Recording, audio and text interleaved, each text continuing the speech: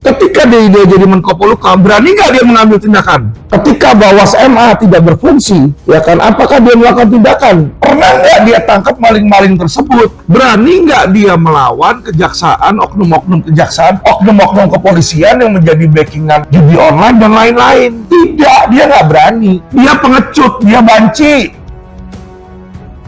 Mantan Sekretaris BUMN Said Didu memenuhi panggilan polisi buntut kritik proyek strategis nasional Pantai Indah Kapuk atau PSN PIK 2. Saya hanya menyampaikan ada rakyat tertindas dan sekarang publik tahu bahwa memang ada rakyat tertindas. Tudingan Said Didu ini kalau memang benar si PSN PIK 2 ini mengambil merampas tanah masyarakat, memaksa, ada pemaksaan dan lain-lain, kenapa kok nggak dilaporkan ke polisi? Kalau saya lihat justru tindakan Said Didu ini di sini sebagai atau merupakan tindakan premanisme, teman-teman. Pemeriksaan ini dilakukan atas laporan terkait penyebaran berita hoax dan informasi yang menghasut dan menimbulkan kebencian.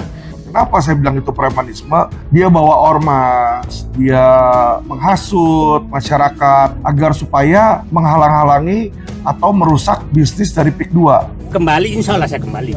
Karena percuma juga Said Didu, isu ini kan bukan isunya Said Didu. Betul. Saya bukan ketua partai, bukan ketua ormas, bukan ketua siapa-siapa. Saya katakan kepada teman-teman, yang namanya dia mau demo apa segala macam tetek bengek, ya itu nggak mungkin nggak ada penyandang dananya. Ya, saya yakin di belakang Said Didu ini ada yang memberikan support atau istilahnya backingannya, teman-teman. Ya, jadi ada backingan, apakah musuh-musuhnya PIK 2 di sini, ataukah itu adalah dari pihak kong tertentu, kita nggak tahu, teman-teman. Ya. Tapi baru kali ini ada aparat yang melaporkan saya.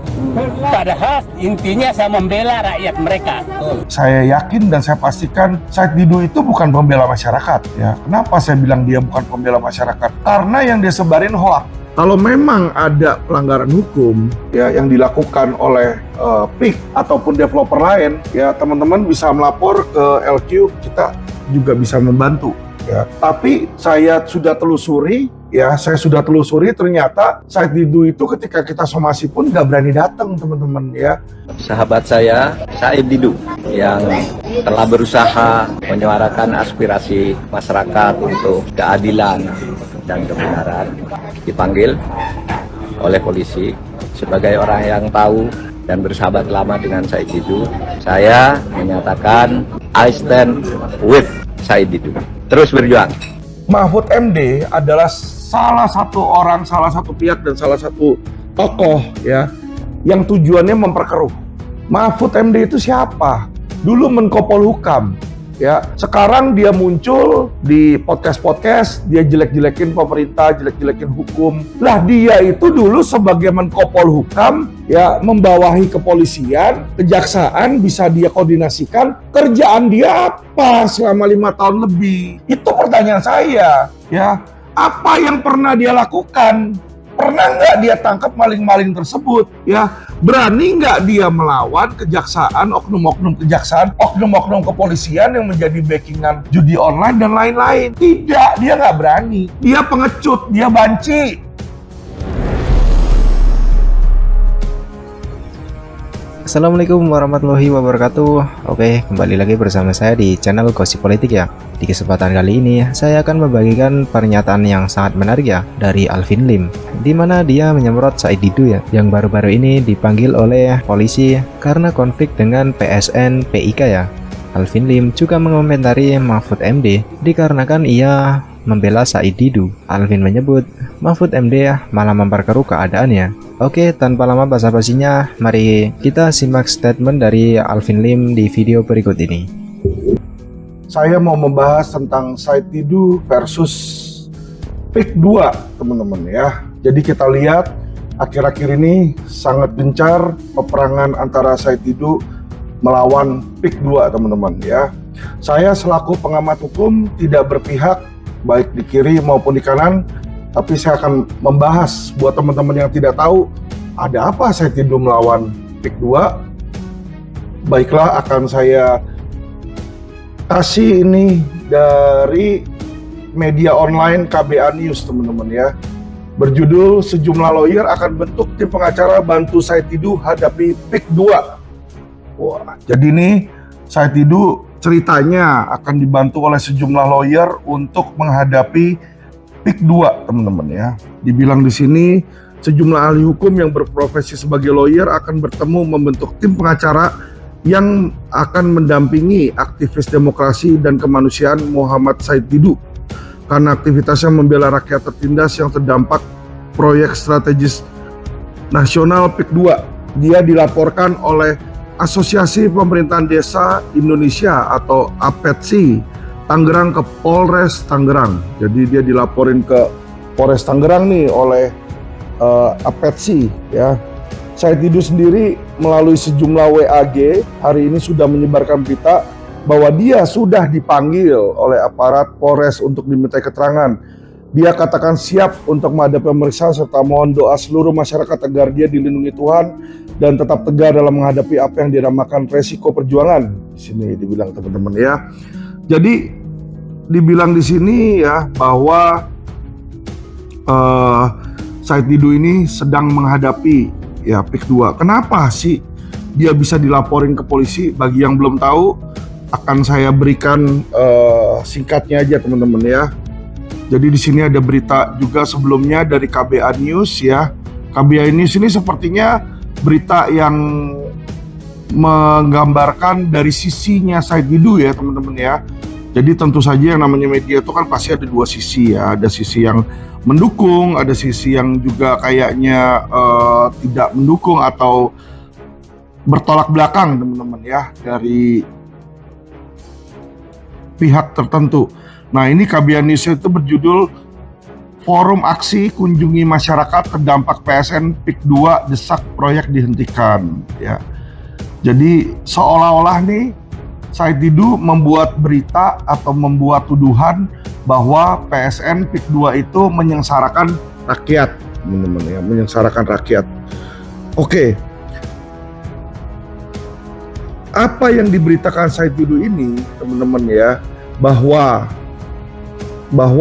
seolah-olah masyarakat itu menentang PIK 2 ya. Kalau saya lihat berita-berita yang beredar ini banyak dilebih-lebihkan. Jadi contoh, ada truk waktu itu melintasi di Tangerang, di sana di daerah Teluk Naga ya, terus menabrak bocah kecil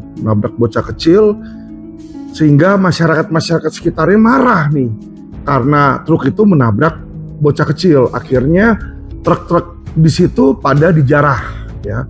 Nah dibikinlah berita, dibikinlah sebuah tuduhan, dibikinlah sebuah hoax ya, seolah-olah masyarakat itu yang ada di situ menentang PIK 2, padahal nyatanya tidak ada yang dia tentang, bukan PIK 2-nya, tetapi aksi ugal-ugalan dari supir truk yang menabrak anak kecil tersebut teman-teman ya. Jadi kita harus membedakan teman-teman antara mana berita yang fakta dan mana berita yang cenderung hoak dan fitnah atau hanya untuk menyudutkan dan memeras pihak tertentu teman-teman ya. Tudingan Said Didu ini kalau memang benar si PSN PIK 2 ini mengambil merampas tanah masyarakat, memaksa, ada pemaksaan dan lain-lain, kenapa kok nggak dilaporkan ke polisi ya? Kalau saya lihat justru tindakan Said Didu ini di sini sebagai atau merupakan tindakan premanisme, teman-teman. Kenapa saya bilang itu premanisme? Dia bawa ormas, dia menghasut masyarakat agar supaya menghalang-halangi atau merusak bisnis dari PIK 2 ya. Dan saya katakan kepada teman-teman, yang namanya dia mau demo apa segala macam tetek bengek ya, itu nggak ada penyandang dananya ya. Saya yakin di belakang Said Didu ini ada yang memberikan support atau istilahnya backingannya teman-teman ya. Jadi ada backingan, apakah musuh-musuhnya PIK 2 di sini ataukah itu adalah dari pihak cukong tertentu, kita nggak tahu teman-teman ya. Tapi saya yakin dan saya pastikan Said Didu itu bukan pembela masyarakat ya. Kenapa saya bilang dia bukan pembela masyarakat? Karena yang dia sebarin hoax ya. Kalau memang ada pelanggaran hukum ya yang dilakukan oleh PIK ataupun developer lain ya, teman-teman bisa melapor ke LQ, kita juga bisa membantu ya. Tapi saya sudah telusuri, ternyata Said Didu itu ketika kita somasi pun nggak berani datang, teman-teman ya. Nggak berani datang, dia nggak punya nyali. Sebagai mantan menteri ya, dia ini nggak jelas. Ya, kenapa saya bilang nggak jelas ya? Untuk apa dia seperti itu ya? Dan saya lihat juga ada pihak-pihak yang membantu ini ya, adalah pihak-pihak yang sekarang ini anti government, teman-teman ya, atau pihak-pihak yang berseberangan dengan pemerintah yang saat ini.